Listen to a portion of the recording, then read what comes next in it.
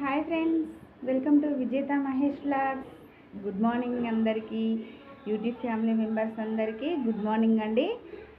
అందరి టిఫిన్స్ అయినాయా? నాదైతే ఇప్పుడే అయిందండి టిఫిన్.